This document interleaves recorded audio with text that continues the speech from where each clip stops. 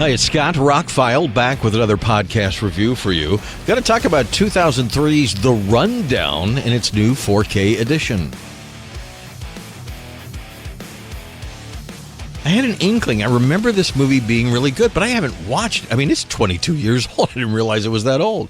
But I was placing an order, pre-ordering Lost in Space, wanted to put something else with it so I could get free shipping, and coming out the week before was The Rundown. And I'm like, well, new 4K from Kino Lorber, their very good boutique label who does really great transfers. Let's give this a shot. Why not? It's not that expensive, and it was pretty cheap compared to what other new 4Ks cost. And I watched The Rundown last night with The Rock and Sean William Scott, Rosario Dawson, Christopher Walken. What a cast! Those are basically the four people in it. There's a couple other people like Ernie Reyes Jr., but you really don't need to know. Those are the main ones. Dwayne Johnson, The Rock, Sean William Smith, Christopher Walken, Rosario Dawson. Remarkably well written, has a quick cameo with Arnold Schwarzenegger at the very beginning. Peter Berg was a former actor who's become a director. This was one of his first movies, and he knocked it out of the park. I haven't watched it in over 20 years. Really funny. Great set pieces, like the action holds up with action today, and the whole movie flows like a really good, well-made movie. Christopher Walken is never bad as a bad guy, and there's actually some chemistry between Dwayne Johnson and Sean William Scott. Hard to believe, but there was. Sean William Scott's playing your typical jerk, and Dwayne Johnson's not having any of it. I like what they did in the opening scene. If you remember, he goes in, he's supposed to get money from a guy who's a ball player that he likes. And when he's describing the guys, they do this thing where it kind of highlights the person, that they're this tall, they weigh this much, and they've won this many awards and run this many yards, and this person's this guy. And I'm glad they didn't do that for the whole movie, because it would have felt more comic booky, but it does really establish what's going on in Dwayne Johnson's head when he's thinking about what he's going to have to do to these people to get the money back. That's what his specialty is. And that's how the movie kicks off. He goes in to get some money out of somebody who doesn't want to give him money, so he has to beat the crap out of a bunch of people, take his Super Bowl ring, and then the story starts. And we find out that the guy he works for, who he has to pay off and do these horrible jobs, his son is now lost in South America, and he sends him to go get him. The gist of it is, I will pay you enough money that you can leave this life and open your own restaurant, but you need to bring my son back. So he goes down and tries to bring the son back, and one thing leads to another. He gets involved with Christopher Walken and an army of bad guys and rebels and a civil war going on and everything, and he gets to have multiple fight scenes, some great one-liners, some interesting chemistry with the other actors. When the movie was over, I'm like, this holds up with any action movie that's out today. They kept the fight scenes grounded and brutal. They move quick. They're well shot. Peter Berg knew exactly what he was doing. Watching this in retrospect and seeing all the other movies that Peter Berg has made since then, pretty much all action movies and all pretty much really well made.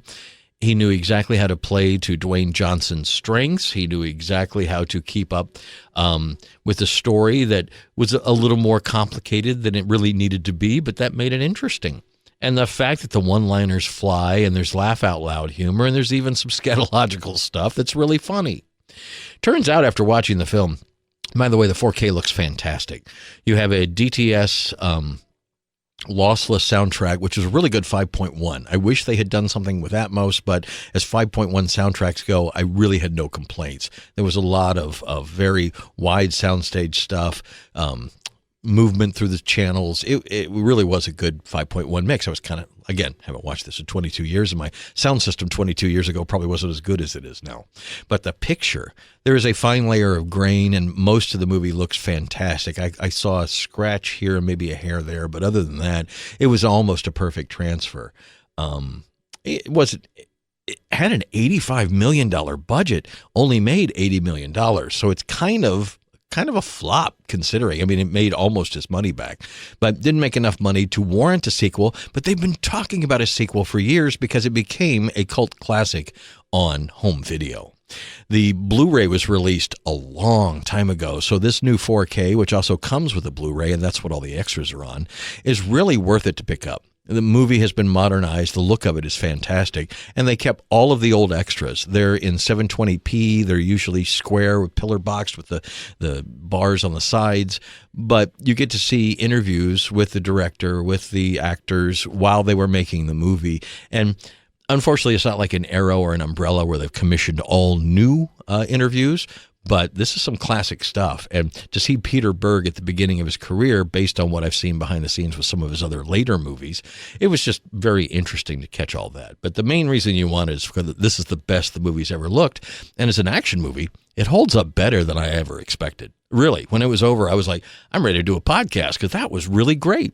And obviously not going to win any Academy Awards unless we start giving them out for stuntmen. But, you know, if you're looking for something that, and I know it's on streaming services quite a bit, looking for something that's action-packed, funny, and just another one of those kind of action movies you look forward to that's not going to disappoint you, Rundown is great. And the Kino Lorber 4K, definitely worth picking up.